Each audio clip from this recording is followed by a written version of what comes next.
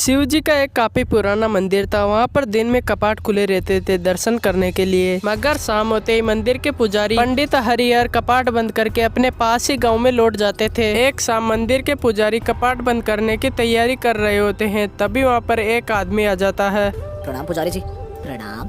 कहो क्या बात है भाई। क्षमा करना, मैं जानता हूँ कि मंदिर के कपाट बंद करने का समय हो गया है, मगर मेरी बड़ी इच्छा है कि एक बार शिव जी भगवान के दर्शन कर लूं।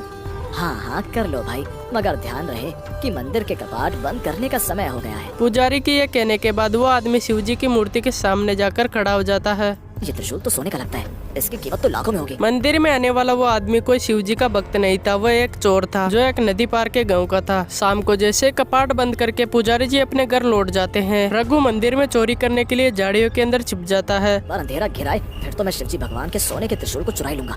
लाखों का माल हाथ लगेगा और मैं माला माल हो जाऊंगा। फिर जैसे रात होती है, रघु मंदिर का ताला तोड़ देता है और अंदर चला जाता है। क्षमा करना भोलेनाथ, मैं तुम्हारा त्रिशूल चुराने आया हूँ। मुझे चोरी करना अच्छा तो नहीं लगता, पर अपने बाल बच्चों का पेट पालने के लिए ये सब करना पड़ रहा है। यह कहकर रघु शिव जी के त्रिशूल को लेकर नदी के किनारे चला जाता है और चारों तरफ उसे शिव जी दिखाई देते हैं। वह नदी पार कर रहा होता है, तभी शिव जी डमरू बजाते हुए उसे दिखाई देते हैं। इससे पहले भी तूने बहुत सारी चोरियां की है रघु, कई बार तो मंदिरों में भी चोरी की है, पर पहले तो ऐसा कभी नहीं हुआ। देखो तो हाथ कांप रहे हैं और दिल घबरा रहा है। रघु ये बोल ही रहा होता है, तभी शिव जी के गले का नाग उसकी तरफ आने लगता है। अरे नाग नाग, वो देखो शिव जी भगवान के गले का नाग मेरी तरफ चला रहा है। रघु की तरफ आ रहा नाग एकदम से गायब हो जाता है और उसे पहला झटका लगता है। उसके हाथ में सोने की त्रिशूल थी, वो लोहे के अंदर बदल जाती है और उसे दूसरा झटका भी लग जाता है। मैं ये सब क्या देख रहा हूँ? आखिर ये सब चमत्कार मेरी ही आंखों के सामने क्यों घट रहे हैं? ये सब सच है या भ्रम? कहीं अनजाने में मैंने कोई घोर पाप तो नहीं कर दिया?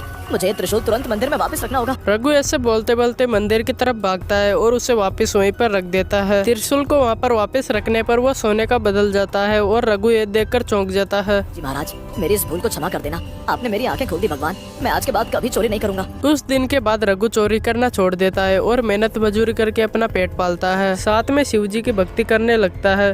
आपने चोरी करना छोड़ दिया और हमारा पेट पालने के लिए मेहनत मजदूरी करने लगे। क्या मैं पूछ सकती हूँ कि अचानक ऐसा क्या हुआ? समझ लो शिव जी भगवान ने हमें चोरी करने से मना कर दिया लता। एक दिन रघु दिहाड़ी करके अपने घर लौट रहा होता है, तभी कुछ गांव वालों को लेकर पंडित वहाँ पर आ जाता है। राम राम। अरे ओ रघु, तुझे शिव जी के मंदिर से सोने का त्रिशूल चुराते शर्म नहीं आई कमबख्त? देखिए पंडित जी, मुझ पर ऐसा झूठा इल्जाम मत लगाइए, मैंने कोई चोरी नहीं की।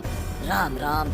अरे देखते क्या हो, पकड़ कर कूटो इस चोर को, तभी सच बताएगा ये। पंडित के ये कहते गांव वालों को जोश आ जाता है और उसे लाठियों से पीटने लगते हैं और तभी उसकी पत्नी वहाँ पर आ जाती है और पंडित के चरणों में जाकर गिर जाती है। भगवान के लिए इन्हें छोड़ दीजिए, इन्होंने मंदिर में चोरी नहीं की है पुजारी जी। राम राम। लो भाइयों, अब चोर की लुगाई बताएगी हमें कि चोरी किसने की है। चल रही बता बता। सभी गांव वाले उसको पीट रहे थे। पंडित के पास उसकी पत्नी माफी मांग रही थी, तभी वहाँ पर पुलिस वाले आ जाते हैं। तो क्या यही है रघु चोर? इससे तो हमें बहुत सारी चोरियों का सच उगलवाना है। चलो बे, ले चलो इसे थाने। राम राम। अब सही समय पर आए साहब, ले जाओ इस पापी को और इसे छोड़ना मत। अब कहाँ गए तुम्हारे शिव जी? यहाँ आकर इन सबको बताते क्यों नहीं कि तुमने चोरी नहीं की?